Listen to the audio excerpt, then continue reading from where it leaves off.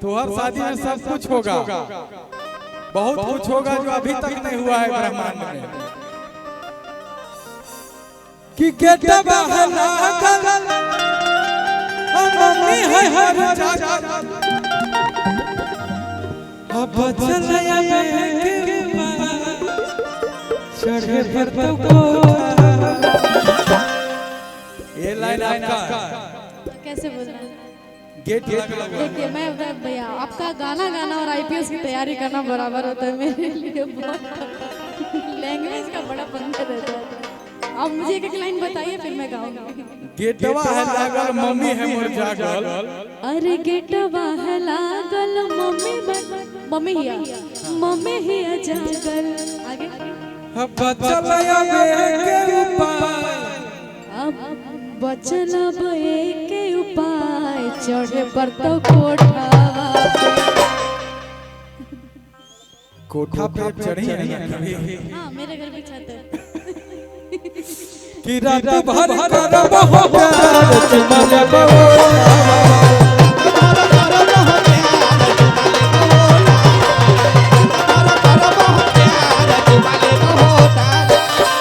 लड़का कहता है कि तू ही हमर बाबू, कि तू ही हमर सोना, तोरे में बस हो परान अब हियो गोरा,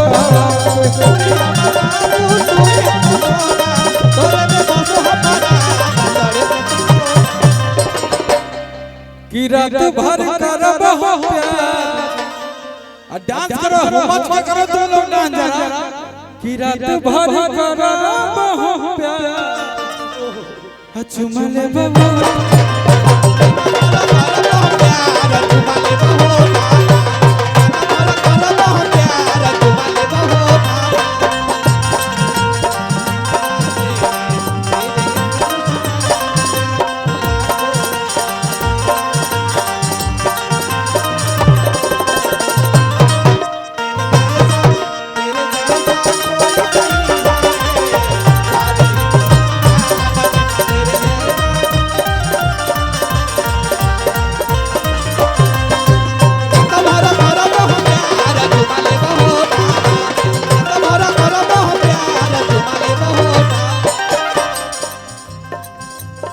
लड़की कहती है कि खेते खेते आई है तो खुशी है न गा,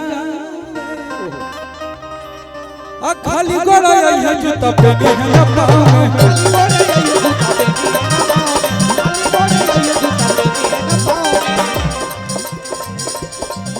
कि तू ही हमर बाबू, अरे तू ही हमर सोना, तोरे में बस हो परा किया बहु को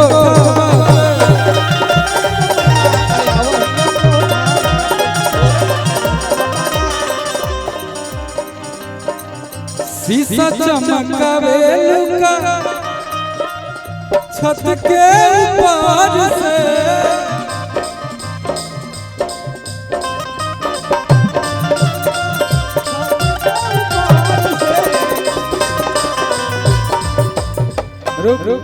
शीशा चमकावे लुका छत के ऊपर से, प्यार जब करेंगे बात बहरिया जघर से, प्यार जब करेंगे बात बहरिया जघर से, शीशा चमकावे लुका छत के ऊपर से, शीशा चमकावे लुका छत के ऊपर से, अरे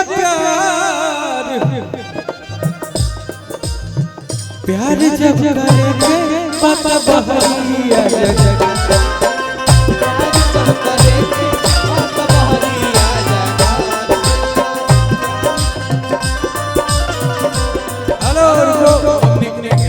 इस पे भी लाइन चलते रहेगा कि जैसन चहले रहनी ओइसन पियवा मोर बाड़ा सावर न गोर बाड़ा, जैसन चहले रहनी ओइसन पियवा मोर बाड़ा सावर न गोर बाड़ा, कि थोड़े छरहर पाता,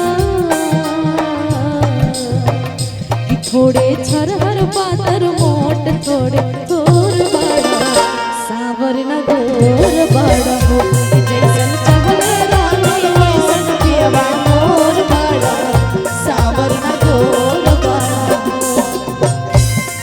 निष्ठा जी कि दिल के समझावे में कुछ दिन त लगावे करी